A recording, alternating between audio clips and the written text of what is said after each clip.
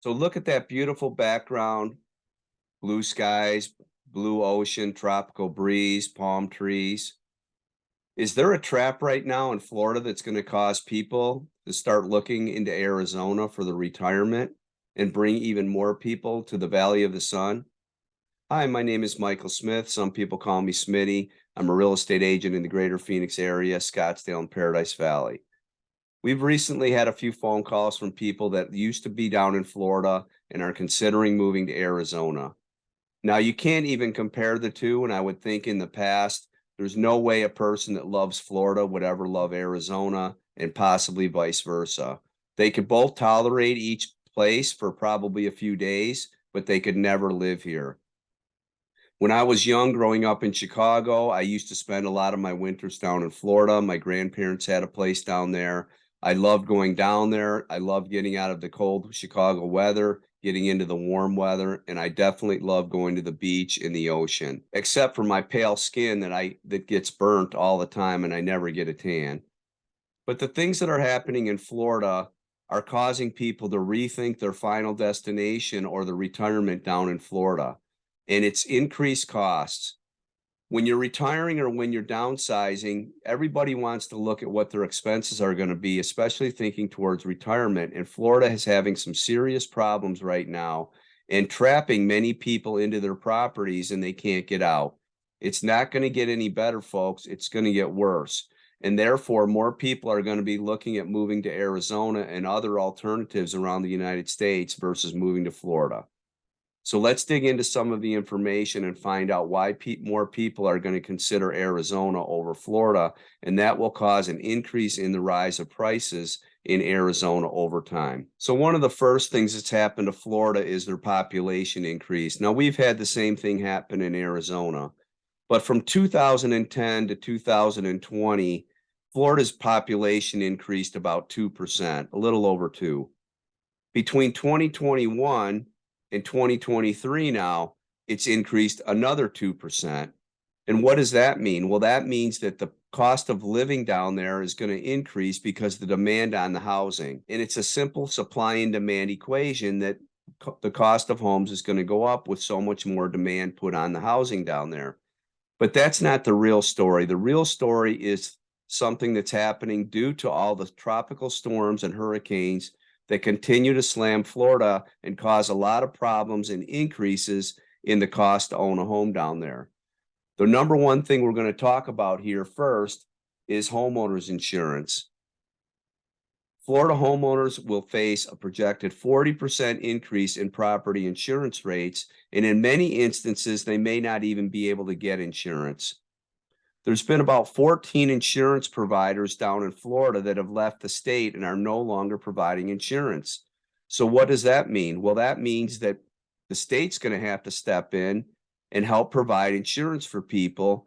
And eventually, they say within the next 5 years, every homeowner in Florida, whether you're on the coast or not, is going to have flood insurance. And flood insurance is an expensive additional insurance over and above your homeowner's insurance, and it can increase your cost dramatically.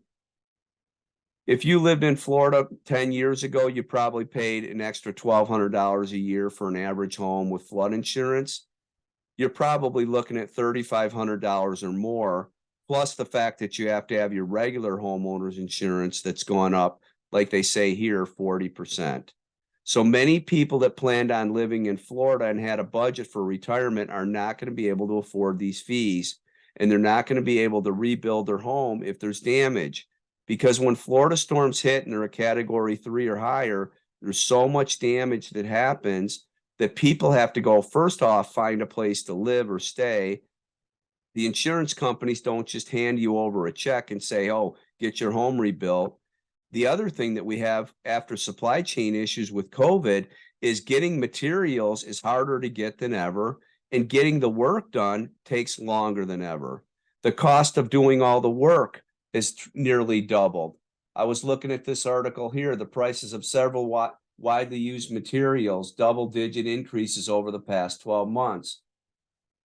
Everything has gone up, and time is of the essence when these hurricanes hit and people need to restart their lives after they have a devastating effect on their home.